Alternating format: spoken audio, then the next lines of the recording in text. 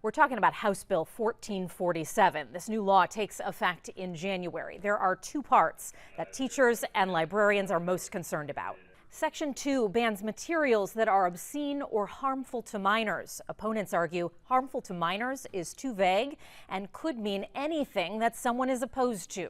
Section 5 and Section 6 say that if someone is found to have given harmful material to minors, they can't use an educational defense and they've committed a level 6 felony.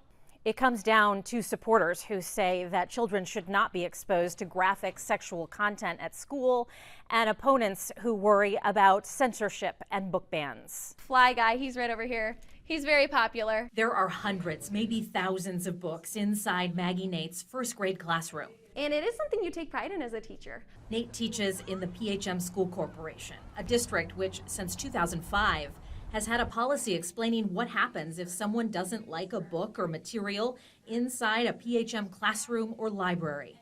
At PHM, according to the district, in the 2021 to 22 school year, 2 parents at 2 different PHM schools filled out parental feedback forms. The following school year, 2 parents filled out forms. And so far during this school year, 1 parent has filled out the form. The district says when the books were reviewed by the committee as laid out in the district's long-standing policy, the books were found to have literary value. In fact, most school districts in Indiana have similar policies. School City of Mishawaka says in the past 3 years, there have been no requests to review any materials. Concord Community Schools says it's removed 3 books with its procedure, 1 from the junior high and 2 from the high school. Still, during the last legislative session, some lawmakers claimed parents felt the process wasn't working and that their children were being exposed to inappropriate sexual content. If I can get everybody's attention. This is video from an April Indiana House Education Committee hearing. Legislators were debating similar legislation to House Bill 1447. Parents have testified in school board meetings and come to me and many members of this committee and assembly many times over the last couple of years saying that the system did not work for them. But your procedure opens up the possibility that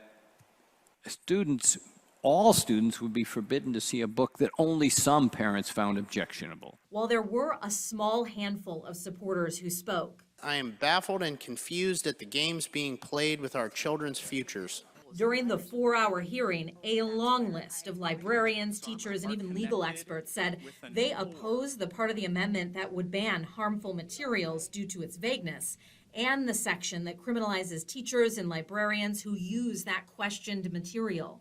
A felony jury trial is no place to conduct education policy. I believe these amendments in any form will be used to target specific books with LGBTQ themes and will do nothing to protect minors. What one person may object to, another may support, and that is why there is a review process in place. We condemn the legislature's attempt to ban books in Indiana. This will potentially lead to frivolous prosecution and waste taxpayer dollars. Supporters and sponsors of the legislation fought back, saying many parents feel this type of legal change and its transparency are needed. My phone is lighting up with people saying, I'm so sorry, I cannot be there to testify. The hearing itself had very few people in the State House to support the legislation, and no examples were presented of widespread issues with current school and library book policies. I have constituents who have told me that the process isn't working. Local state representative Jake Teshka is on the Education Committee and voted in favor of the bill.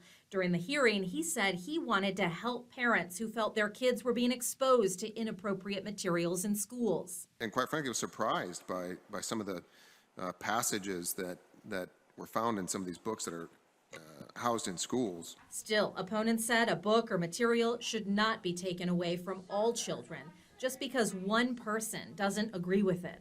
Ultimately, House Bill 1447 passed along party lines and the governor signed it. We just don't know what the impacts will be of this new law. Local state representative Maureen Bauer voted against it and now has concerns for the future. Whether or not school boards are going to view this in a reasonable manner or if they're going to side on the side of the appeal process and take a more extreme approach. The law goes into effect January 1st. We reached out to Representative Teshka. He did not respond to our multiple requests for comment. We also reached out to the St. Joseph County and Elkhart County prosecutors.